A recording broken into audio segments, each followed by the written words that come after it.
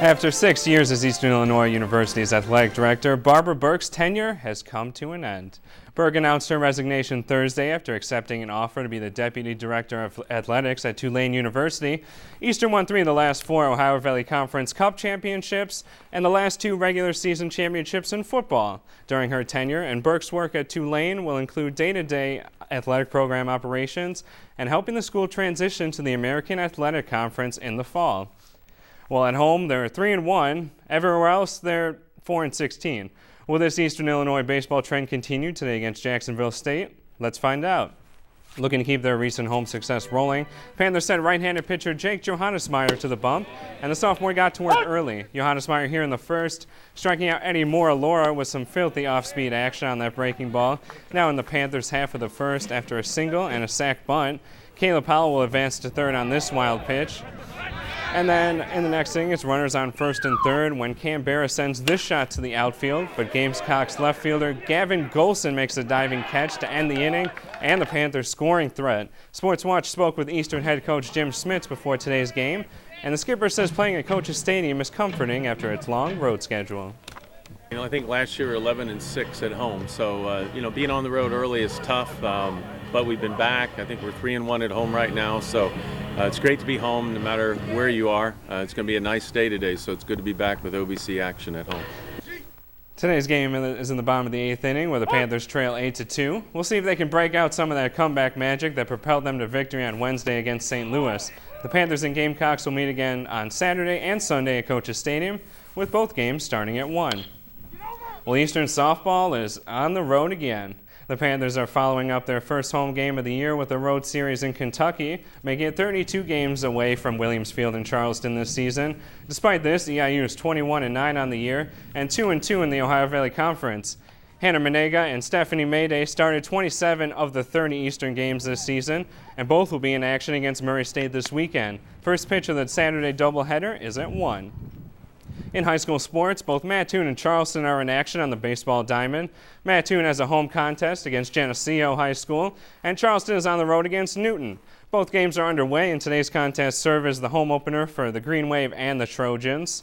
The girls' soccer teams for both schools are a little further along with their season. With Charleston off to a blazing start, the Trojans take on Centralia High School after winning 5 of their first 6 games, while Mattoon is in action at home after Thursday's game against East Richland was rescheduled for this afternoon.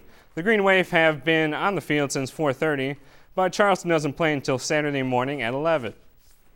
For baseball fans in St. Louis, Busch Stadium is a Cardinals sanctuary, but after the grand opening of a ballpark village on Thursday, a new safe haven for Redbirds could be right next door. Rebecca Roberts looks at what a 120,000 square foot multi-story project will mean for Cardinals baseball and for downtown St. Louis. With the cutting of that big red ribbon, Ballpark Village is officially open for business.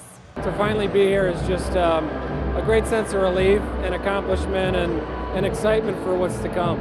With its 5 performance stages, retractable roof, bars, restaurants, and rooftop deck, Ballpark Village will now be an integral part of the Cardinal fans' experience. But plans are also in place to keep the venue active year-round. I don't think people realize quite that we've got over 200 events planned in Ballpark Village, that we've got a big marketing budget and a big events budget, and that's going to bring people down here on non-game days. That's when we're focusing that budget. Missy Kelly with Partnership for Downtown St. Louis believes those events and other promotions will have a significant impact on downtown as a whole. Once people get here that maybe were not otherwise inclined to come downtown, they're going to look left and they're going to look right, and they're going to see that there's so many other assets that we have down here. As for concerns that Ballpark Village will detract from longtime game day venues, certainly people will come here, but they're also going to go to all of their old haunts because we've got so many cool places that have been here for so long that people really feel like are home to them. So what do baseball fans think of Busch Stadium's new next-door neighbor? Even on game days that are not home games, I'll probably still come here and watch a game with that big screen, So that's amazing. This is where we'll tell people to meet us now before Cardinal games. It used to be patios, but now it's going to be meet at Ballpark Village, and we'll all go to the game after that.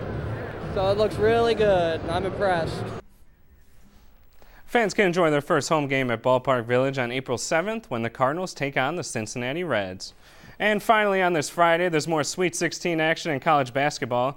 The biggest game of the night could be Louisville against Kentucky in an intrastate showdown. Savannah, Lacey, what do you think? And at least one Kentucky fan is getting mad for his March Madness bets. And he's got the ink to prove it. Details in tonight's parting story. Thanks for watching. This is Newswatch on WEIU. All right, thanks, Braden. And for more news and weather, be sure to log on to our website at weiu.net. There you'll find real-time forecasts and the news video of the day. Thanks for joining us, and tune in again on Monday on the area's only local newscast on PBS. Have a great weekend.